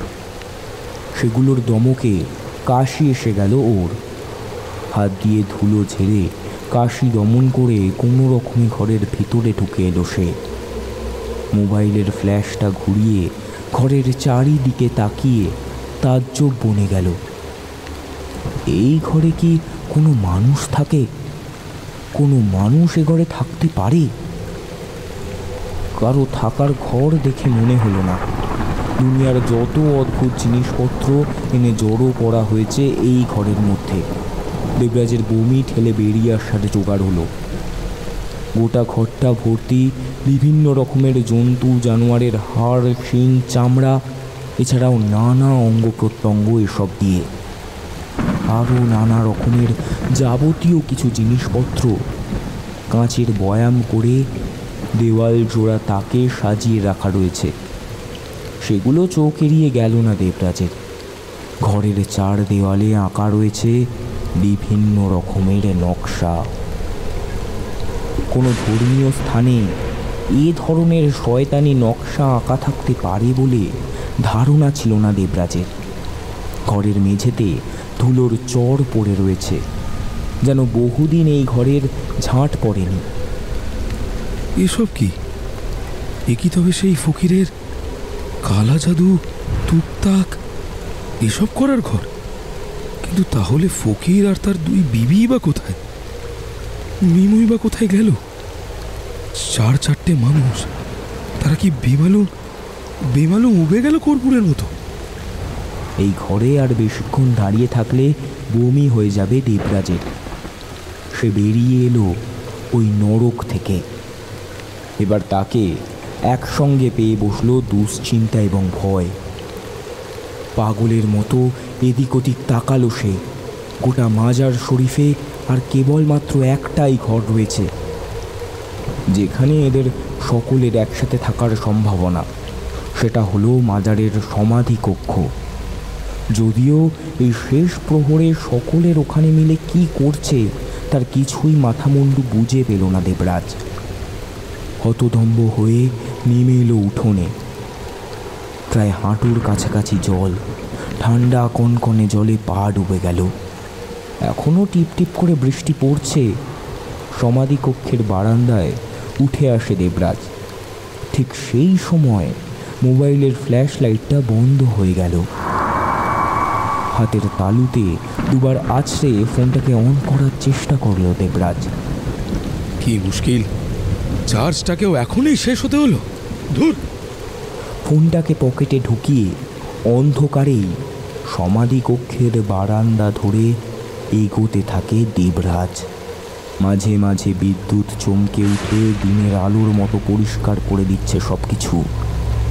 প্রধান দরজার সামনে এসে দাঁড়ালো ও।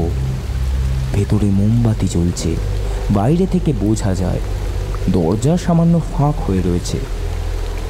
কি হচ্ছেটা কি এসব? দরজাটা ফাঁকা করে ঢুকে পড়ব? না না, সেটা উচিত হবে না। দরজায় কান পাতল দেবরাজ। ভেতরে দুর্বোধ্য কোনো ভাষায় চাপা ফিসফিসানি শব্দ শোনা যাচ্ছে, আর পাওয়া যাচ্ছে নারী কণ্ঠের খল খল করে চাপা হাসির শব্দ। মহিলারা একত্র হয়ে কোনো গোপন আলোচনা করলে যেমনভাবে হাসাহাসি করে, অনেকটা তেমন। তবে কি বলছে কিছুই বোঝা সম্ভব নয়। তবে কি ফকির সাহেবের দুই বিবি? আচ্ছা, কোনো অপ্রীতিকর দৃশ্যের মুখোমুখি হতে হবে না তো দরজাটা খুলে? আরও বেশ খানিকক্ষণ দরজায় কান পেতে দাঁড়িয়ে থাকে দেবরাজ। হঠাৎ করে কেমন যেন স্তব্ধ হয়ে যায়, আর শোনা যাচ্ছে না কারোর কথা বা হাসির আওয়াজ। তবে কি ভেতরের লোকজনরা টের পেয়েছে তার আগমন? কিন্তু মিনু কোথায়? দেবরাজ আর নিজের মাথা ঠান্ডা রাখতে পারে না।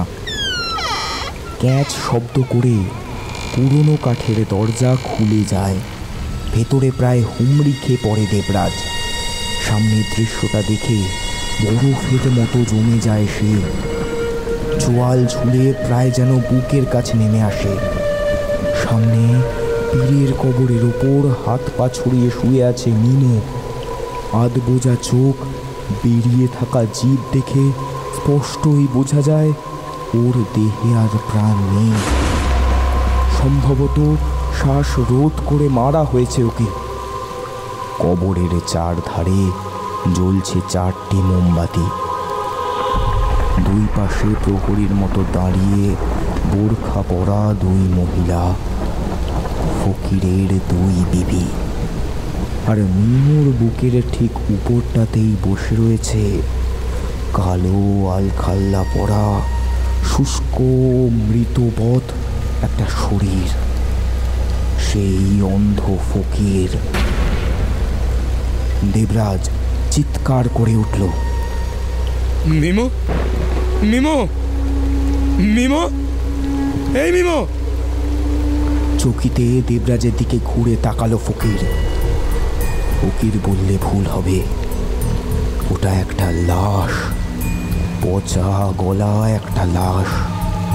বিভিন্ন জায়গা থেকে চামড়া মাংস খুলে পড়েছে, গায়ের চামড়া ফ্যাকাশে সাদা। দেবরাজকে দেখে খল খল করে হেসে উঠল সেই পিশাচটা, আর হিম করে দেওয়া কণ্ঠস্বরে বলে উঠল,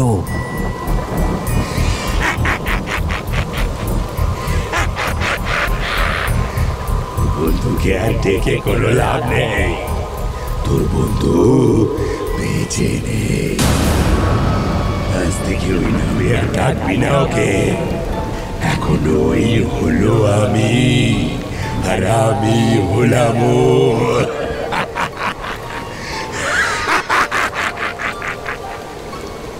দেবরাজ কাঁপতে কাঁপতে পড়ে গেল মাটিতে। ওর চোখের সামনেই এমন এক দৃশ্য ঘটে গেল যা না কেউ কখনো দেখেছে, না নিজে কানে শুনেছে। সেই ফকিরের রূপ ধরে থাকা পিশাচটা মিমোর মৃতদেহর মুখটা দুই হাত দিয়ে ফাঁক করে ধরল।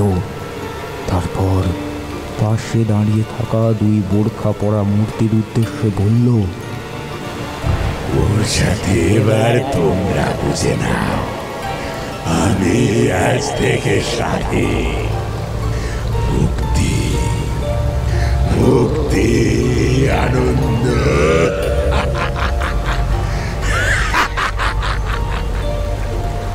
সমাধি কক্ষ কাঁপিয়ে অট্টহাস্য করে উঠল পিশাচ। তারপর নিজের শরীরটাকে কিভাবে যেন সংকুচিত করে মিমোর খোলা মুখের মধ্যে দিয়ে মাথাটা ঢুকিয়ে দিল ওর মুখের মধ্যে। তারপর গোটা শরীরটা সাপের মতো ঢুকে গেল মিমোর মুখ দিয়ে। সঙ্গে সঙ্গেই মিমোর দেহটা একটা বিদ্যুতের মতো ছটকা খেয়ে উঠে বসল। তারপর ঘাড় ঘুরিয়ে তাকালো দেবরাজের দিকে। দেবরাজের চৈতন্য লোপ পাচ্ছে ধীরে ধীরে। সে চাইছে এই ঘর থেকে ছুটে পালাতে, কিন্তু ওর শরীরটা ক্রমশ ভারী হয়ে মাটির সঙ্গে টেনে রাখছে ওকে। সে জানে না যেগুলো দেখছে সেগুলো কি দুঃস্বপ্ন নাকি বাস্তব। মিমোর মৃতদেহটা ওর দিকে তাকিয়ে আকর্ণ হাসি হাসল। তারপর ঠোঁট দুটো নড়ে উঠল ওর। ভেতর থেকে যে কথা বলছে সে মোটেই মিমু নয়। দেবু, তুই ঠিক বলেছিস। আজকে পথে না বেরোলেই ভালো হতো। এই দেখ, এই দেখ, আমাকে এই ফকির খেয়েছে, এখন তোকেও এরা খাবে। খল খল করে এক অপার্থিব অট্টহাস্য ভরিয়ে তুলল ঘরটাকে। কবরের দুই পাশে দাঁড়ানো দুই বোরখা পরা মূর্তি এবার এগিয়ে এলো দেবরাজের দিকে। তারাও হাসছে। নারী কণ্ঠের শীতল কান চেরা সে হাসির শব্দ শুনলে শরীরের সব রক্ত ঝোল হয়ে যায়। দেবরাজ দেখল বোরখার আড়াল থেকে জল জল করছে তাদের দীর্ঘ প্রসারিত দুটো চোখ, আর পীরের কবরের ওপর বসে দাঁত বের করে চওড়া হাসি হাসছে ওর বন্ধু মিমো। এ কি মিমো নাকি অন্য কেউ? চোখের সামনে অন্ধকার একটা পর্দা নেমে এলো দেবরাজের। আর কিছুই মনে নেই তার। মাজারের উঠোনে কাদামাটির মধ্যে মাখামাখি হয়ে শুয়েছিল ও। যখন সকালে চোখ খুলল তখন নিজেই বিশ্বাস করতে পারল না সে এখনো বেঁচে আছে কিনা।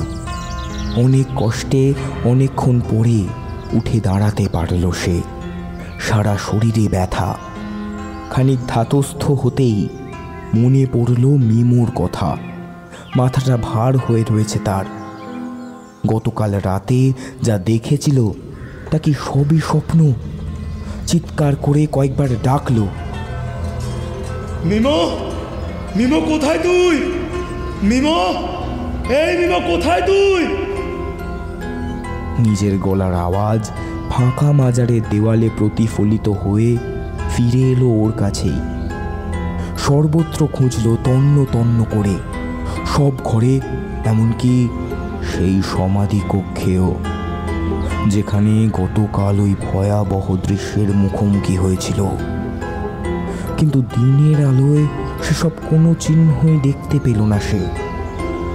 মিমো কোথাও নেই। কি মনে হতে পকেটে হাত ঢুকিয়ে মোবাইল ফোনটা বের করে আনলো দেবরাজ।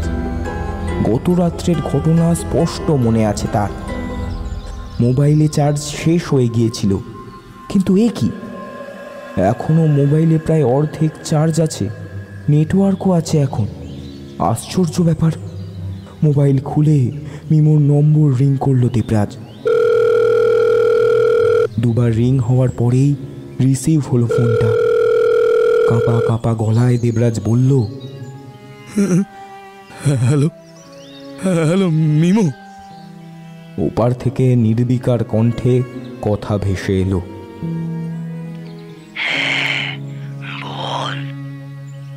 দেবরাজের যেন ধরে প্রাণ এলো।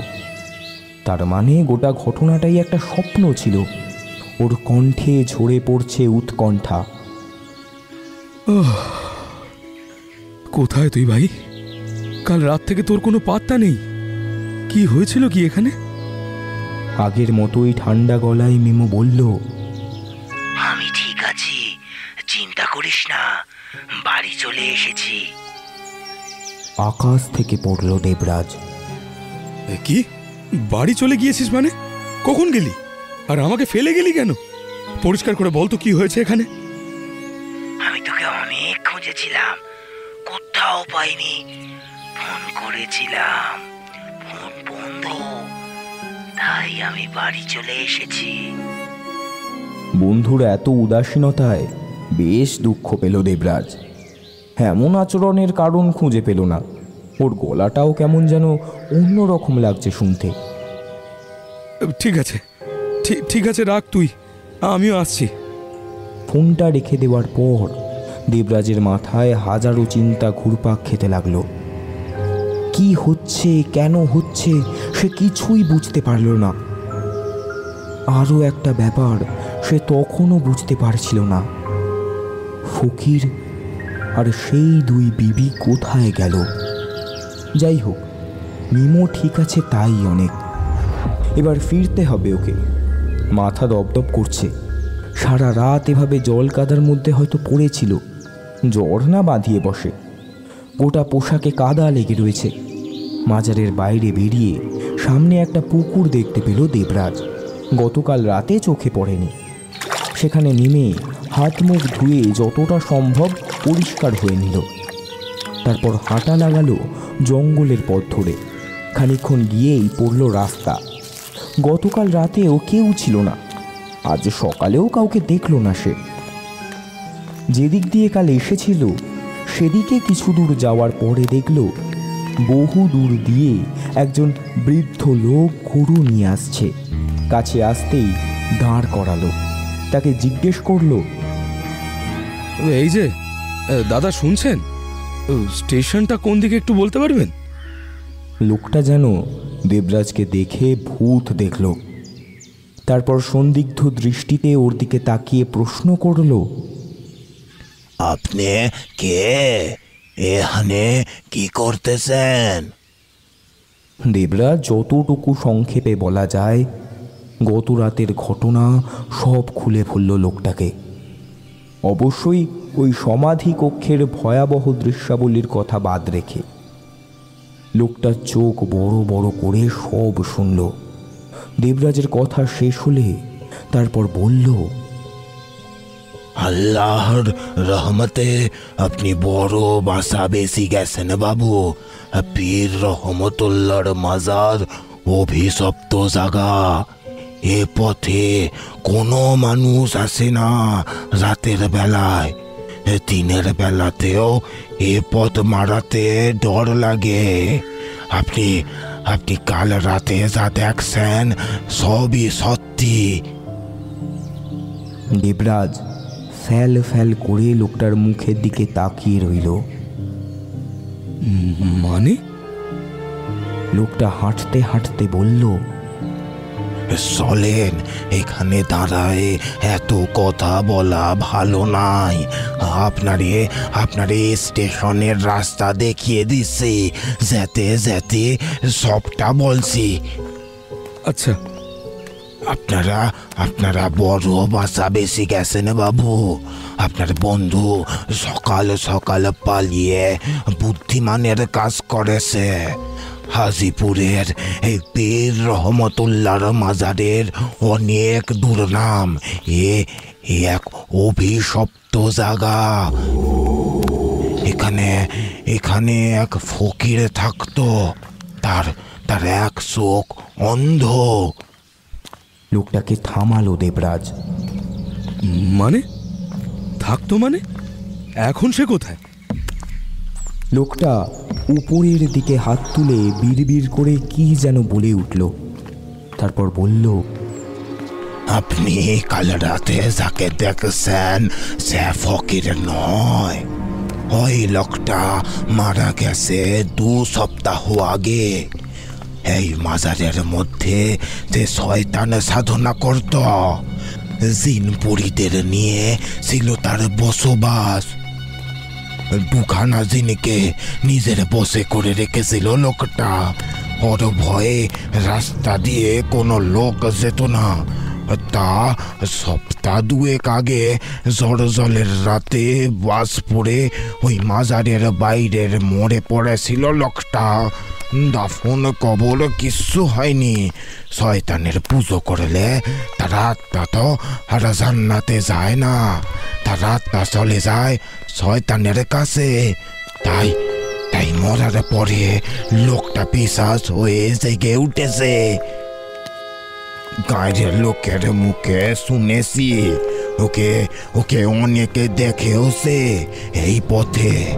এমনি রাস্তা কেউ মারাতো না। এরপর ওই পথে যাতায়াত আরো বন্ধ হয়ে গেল। পিশাচ বড় খতরনাক জিনিস বাবু। ওরা কেবল শরীরে খোঁজে, এক শরীর থেকে আর এক শরীর। কারণ পিশাচ আসলে একটা মরা, হেঁটে চলে বেড়ানো মরা। মরার কতদিন ভালো থাকে, পছন্দ ধরে ক্ষয়ে যায়। তখন নতুন শরীরে চাই এদের। বড় বাসা বেঁচে গেছেন আপনারা, বড় বাসা বেঁচে গেছেন। ওই যে ওই 2 বিবির কথা বললেন, ও সব কোনো বিবি টিবি না, ওই ফকিরের পোষা 2 জিন। আল্লাহ পাকের অসীম কৃপা, আপনারা বেঁচে গেছেন। পালিয়ে যান বাবু, পালিয়ে যান। আর কখনোই মুখ হবেন না। এই রাস্তা ধরে সোজা চলে যান, স্টেশন পড়বে। এই বলে লোকটা ওকে রাস্তা দেখিয়ে তাড়াতাড়ি সেখান থেকে চম্পট দিল, গরু সমেত। দেবরাজ কিছুই বুঝতে পারল না লোকটার কথার মাথা মুন্ডু। সে সশরীরে ফকিরকে দেখেছে, তবে কি কালকে রাতে যা দেখলো সবই সত্যি? কিন্তু তা যদি সত্যি হবে, তাহলে মিমো কি করে বেঁচে আছে? এই লোকটার সাথে কথা বলে আরও মাথা উলট পালট হয়ে গেল দেবরাজের। সে ঠিক করল ট্রেনে কলকাতা পৌঁছে আগে দেখা করবে মিমোর সঙ্গে। মনের ভেতরে কোথাও যেন একটা খচখচ করছে। দেবরাজ দেখা করেছিল মিমোর সঙ্গে। হাওড়ায় ট্রেন থেকে নেমে বাসে করে মিমোর ক্যানিং স্ট্রিটের বাড়িতে যখন দেবরাজ দরজায় বেল দিয়েছিল, তখন সন্ধে হয়ে গিয়েছিল। অনেকক্ষণ পরে দরজা খুলেছিল মিমো। পুরোটা নয়, দরজার পাল্লা অর্ধেক ফাঁকা করে মুখ বাড়িয়ে বলেছিল, এ কি তুই এখানে এখন?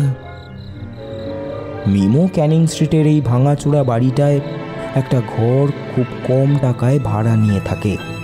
এই বাড়িতে আলো বড্ড কম, স্যাঁতস্যাঁতে নোনা ধরা সব দেওয়াল। আশেপাশেও আরও কয়েকটা ভাড়া বাড়ি আছে। বারান্দায় দাঁড়িয়ে করিডোরের ম্লান আলোতে মিমোর মুখখানা দেখে আঁতকে উঠেছিল দেবরাজ।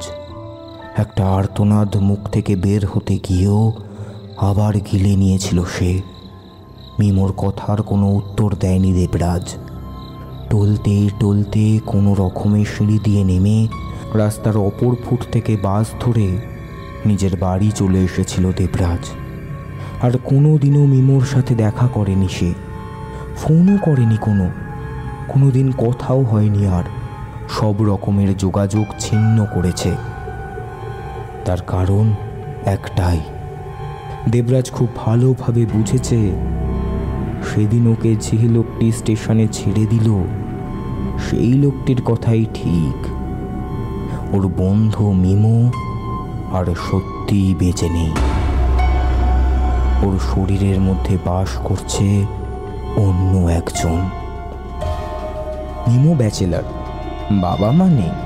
ক্যানিং স্ট্রিটের বাড়িটায় সে একাই থাকে। তবুও সেদিন দরজা খোলার সঙ্গে সঙ্গে অন্ধকার ঘরে মিমোর পিছনে দুজনকে দাঁড়িয়ে থাকতে দেখেছিল দেবরাজ।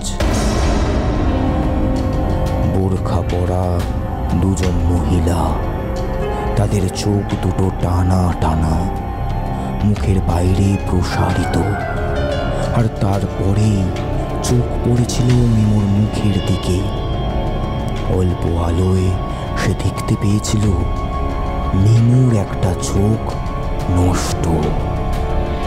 তার কণ্ঠস্বর সম্পূর্ণ বদলে গিয়েছে। সে কণ্ঠস্বর মিমোর নয়, সেই অন্ধ ফকিরের। সেই পিশাচ সফল হয়েছে তার অভীষ্ট সিদ্ধিতে। সে শরীর পেয়ে গিয়েছে বসবাস করার জন্য, মিমোর শরীর।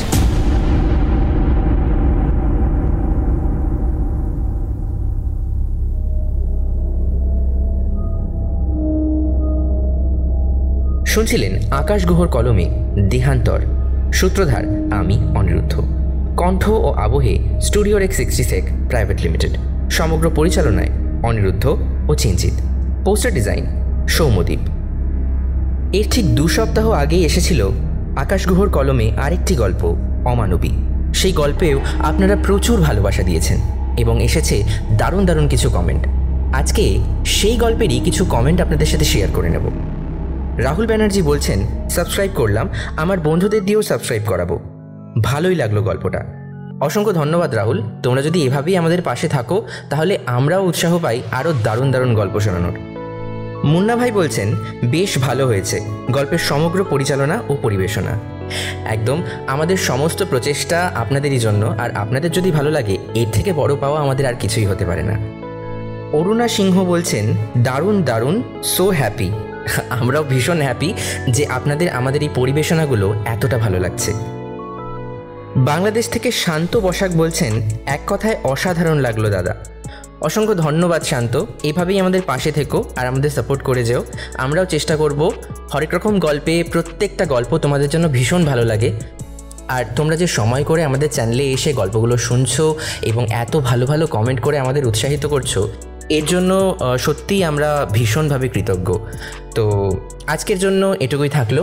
এইভাবেই আমরা প্রত্যেকটা গল্পের বিভিন্ন ভালো ভালো কমেন্টস শেয়ার করে নেব। হয়তো সবকটা শেয়ার করা হবে না, তবে টপ 5টা কমেন্ট অবশ্যই আমরা শেয়ার করব।